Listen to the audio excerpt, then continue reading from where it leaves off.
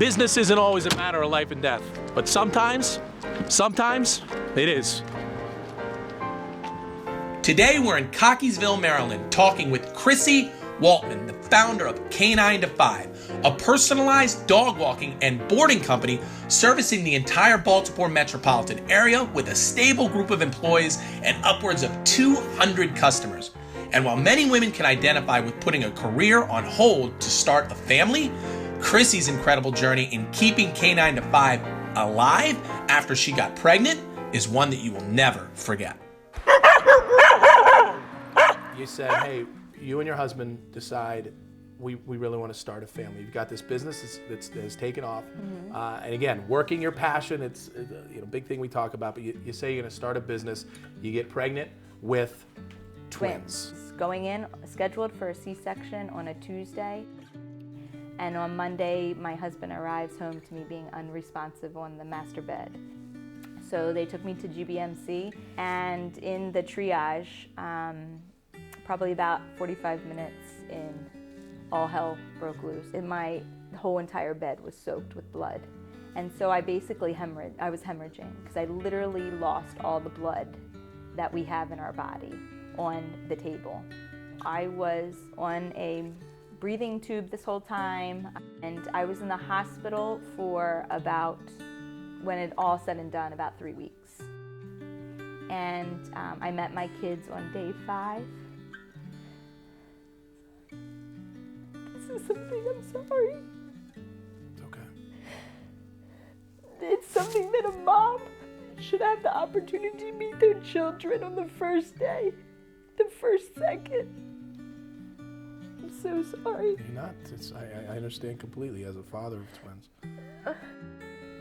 And it's not the way that you would want to meet your children either, on tubes and IVs and shit everywhere.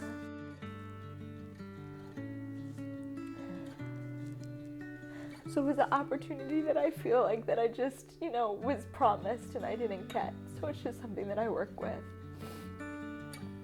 But it is what it is, right? I'm here. That's what, I'm breathing and I'm with them, and they don't even remember that I didn't meet them. Of course they don't. And I just met two of the most beautiful babies, Harry and Winston, boys, 2-year-old boys. I mean, they're amazing. They're amazing. Thank you. And they look like you and not your husband, so that's a good thing.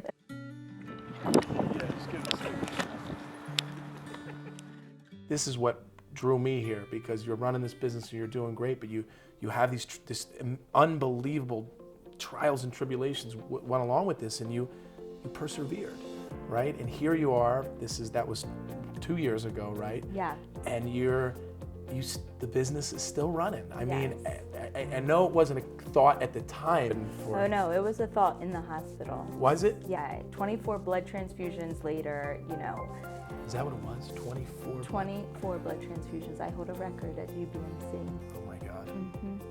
Yeah, and 3 surgeries, and then on the weekend was when we would have to do a new schedule. And so 5 days later, we are Steve's bedside with my computer, and he is just asking me questions. He's answering emails. He's updating the schedule. And that was like one of the craziest things that my sister thought, that like 5 days later, as heavy as I was medicated, he would say something and I would know who the dog was, who the dog walker that, would walk that dog, what schedule to put it on, what time, all this kind of stuff. Was there ever a moment in time when you turned and said, you know what, the hell with that, like I don't give a shit about the business, like I've just been through this hellacious 5 days, or no, was that never a thought? It was never a thought. Why? That's funny, I never even thought about that until you said well, something. because I think some people might say, oh, the hell with it, but you didn't. Why? What is it inside you that said, you know what, I need to keep this thing going? I think it's because, they're living beings and they wait for us, and, it's a responsibility. My clients basically hire me to walk their dogs, and in return, I don't want to cancel on them because it's my business and I had to keep it going, and that's what you do, I guess. Yeah, I don't know. Listen, I think that's that entrepreneurial blood that clearly runs through you that says, I do still have a responsibility out there. And to your point, hey, they're living beings. They count on you. The parents count on you. The dogs count on you. I asked that question only because I was curious about the answer. Yeah. And I had 6 people that, you know, if they don't walk a dog, they don't get paid. So I had 6 people, you know, that needed to walk the dogs. I couldn't just say, we're canceling this week, we're shutting down the business, because then they wouldn't make their paycheck. You have a responsibility to your employees, and you felt that responsibility even 5 days after this has all gone down. Yeah. If you have one piece of advice to give to entrepreneurs, people starting a business and then seeing that business through, who've gone through the highs and the lows, what would that piece of advice be?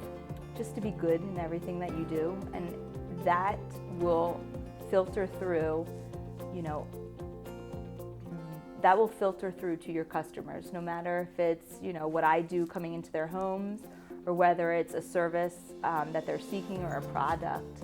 I just fully believe that if you are a good person, people will be drawn to that.